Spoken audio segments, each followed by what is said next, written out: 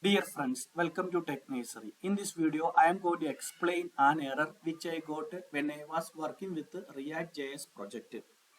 I created a React.js application and I was testing it with jest package.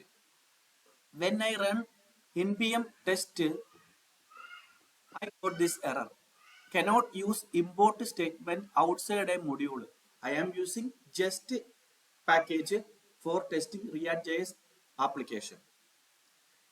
This is the error which I got. Cannot use import statement outside a module. So I will tell you how to fix this error. First, you have to install Babel and its just transformer. So in order to install Babel and its just transformer, you have to execute this command. First, execute this command. npm install save dev babel-jest babel core babel preset-env. Second step is create a babel.config.js file in your project root. In the root directory, you have to create a file named babel.config.js. If it does not exist, it may be already there. If it does not exist, you have to create a file with this name and configure it like this. You have to configure that file with this content.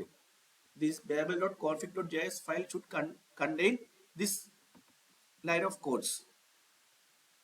Here we have used Transpile based on the current Node.js version, which is currently installed on your system. Node current. Now run npm test. You will be successfully solved this error. Cannot use import statement outside a module.